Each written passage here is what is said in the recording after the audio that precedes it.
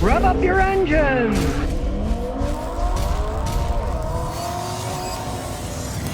Now you kind of wonder what's going on in our court system because Trump is being sentenced over the hush money case, but the judge said you don't get any jail time or anything. Now, he was sentenced in May of 34 felony counts of falsifying business records related to the $130,000 payment to Stormy Daniels. This is during the final 2016 election campaign, right? They wanted to hush it up. New York Justice Juan Merchan signaled he wasn't going to sentence Trump to jail time or to probation or even a fine. He gave him an unconditional discharge and said the president-elect could even appear virtually for the hearing if he wanted to. So what's the point of even doing this stuff, right?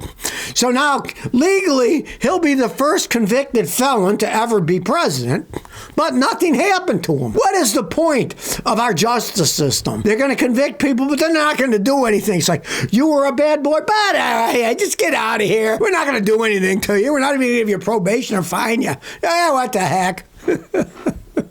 Kind of makes you wonder what's going on in the justice system, you know?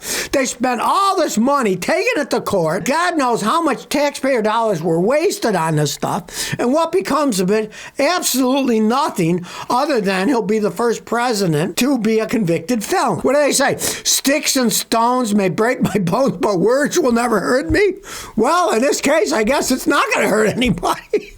Well, it looks like we're definitely out of coronavirus destroying the economy because GM and Ford just recorded their best annual U.S. sales since 2019. GM reported sales of more than 2.7 million, up 4.3% from last year, and Ford said 2.08 million, up from just under 2 million in 2023. So, people are buying cars again. Now, one thing that I laugh my rear end about is they still are trying to push battery electric cars, right? Because the article I was reading said U.S. vehicle growths were led by the growth of electrified vehicles. Notice they said electrified because people aren't buying that many battery electric vehicles. They're buying hybrids, and yes, hybrids are up, but they're not fully electric cars. Most of them can't charge them up. You just drive them with gasoline.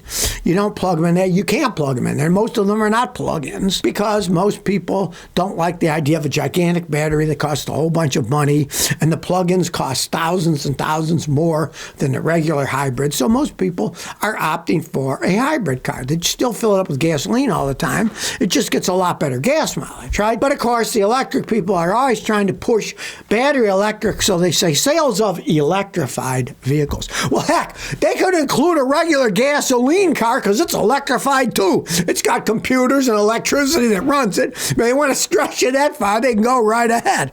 But at least people are buying the things now. They're going back into buying them instead of thinking, oh, geez, what are we going to do? We can't find what we want. We don't have any money, so I guess there's still enough money to keep the sales rolling for the time being. I don't know, with inflation the way it seems to be going and the prices getting as high as they are, I even kind of wonder myself whether these figures are even real, because these are the sales that are reported by the companies themselves. Who knows if they're real or not?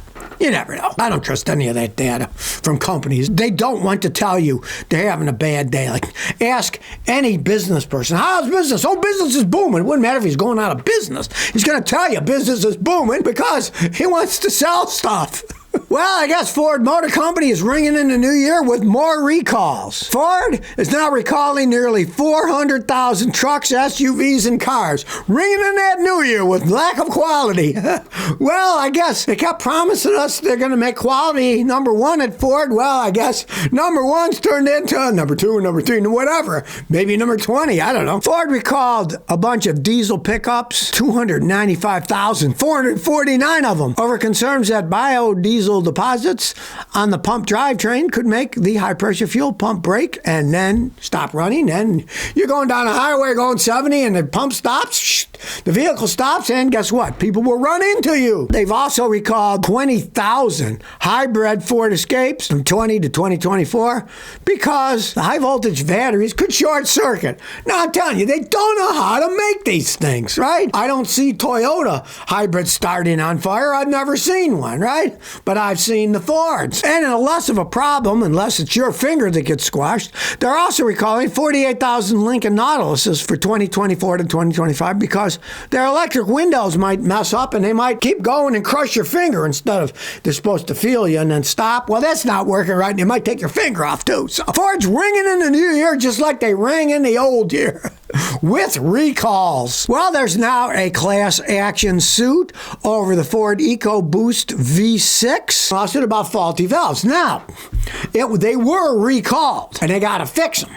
Right? I guess someplace in Cleveland or someplace made bad valves that they used and the engine's blowing up and stuff. But now there's a class action suit because the people are saying, you sold us vehicles knowing they had problems, knowing that we paid too much for a problem vehicle, and that if we want to sell it, the resale value is now low because they know its problems. Look at the Toyota Tundra. I warned. I said they made a big mistake going from V8s to V6 twin turbos. Well, they did it, and now the twin turbos are blowing up. And they say they're going to replace 100,000 of those motors at Toyota, right? Well, the Toyota people are mad as heck because the people who bought them are now saying, hey, we don't want this. We're going to trade it in, but the trade-in values are like 20 grand less than they used to be because everybody says, that's the year that's got the bad engine. I don't want to buy that thing. And when you trade it in at a dealer, they will offer you 20-something grand less than what you paid for it because they got to sell it on. And everybody knows those are bad vehicles. Even though they're going to replace the engines, who knows what's going to become of that.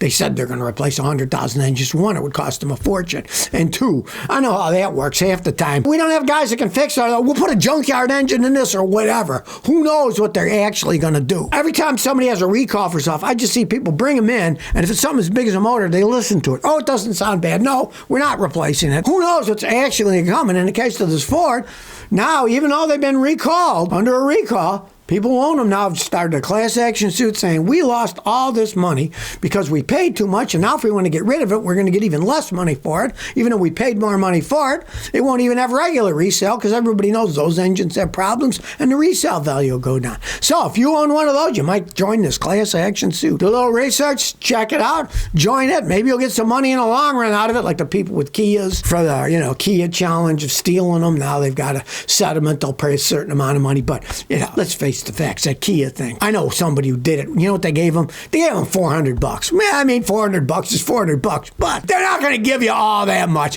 Whenever a class action suit is settled, generally the plaintiffs get diddly squat per person, and the lawyers get the lion's share. That's almost always how it works. Well, here's why you shouldn't believe in names anymore. Jeep Renegade is basically a rebadged Fiat 500X. I mean, look at the pictures. I mean, basically from the back, they look exactly like the same vehicle because pretty much they are the same vehicle. You think you're getting a Jeep, you're getting a Fiat 500X. They're all built in Melfi, Italy. Made in Italy, not made in the United States or anyplace else. So I don't think you're getting a Jeep if you buy a Jeep Renegade. It's Jeep in name only. Those things just fall apart like Fiats. They can't sell the Fiats in the United States. Nobody wants them. For example, in the third quarter of 2024, Fiat sold 316 cars in the United States. No, I'm not making this up. 316. That's all they sold in the entire United States. So people that are buying these Jeep Renegades, what a bunch of fools. They're not buying the Fiats, but they're buying the Jeep Renegade, which is a Fiat, but it says Jeep on it, right? But I guess Americans are starting to wise up because 450 Jeep Renegades were sold in the United States in the third quarter of 2024. Their sales are down the toilet because, get this, in the third quarter of 2021, Jeep sold 27,000 Renegades in the United States. Push up to 3 years later, and they didn't sell too many of them. Americans are wising up. They're learning, hey, that stuff's crap. Stay away from it. Kind of the same thing with their Fiat 500s. One, believe it or not, years ago, they sold 55,000 in 1 year. But then the last year they sold like 150 or something. Nobody wants the stupid things. People have wised up. Thank goodness. Americans are getting smarter. Well, even the Italians have realized that Fiats aren't the greatest cars on earth. In Italy, their sales are going down the toilet. And if it wasn't for the Fiat Panda, the brand would practically not even exist in Italy. Out of 140,000 Fiats sold in Italy, 99,871 of them were the Fiat Pandas. Only 2,345 Fiat 500 electric vehicles were sold, right? So, less than 2,400 were sold the whole year of 2024 in Italy, where they make them, right? Even the Italians are saying, no, we do not want those electric cars. They are garbage. Even the Italians don't want them. The sales of Japanese-made cars in Italy is limited to 3% of the market in France and only 1.5% of the market in Italy.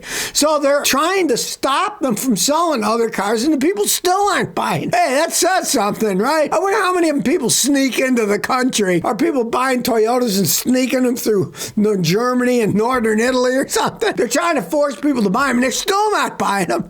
And hardly anybody's buying their electric Fiats, even in Italy. Boy, they got a problem in Fiat, that's for sure. So if you never want to miss another one of my new car repair videos, remember to ring that bell.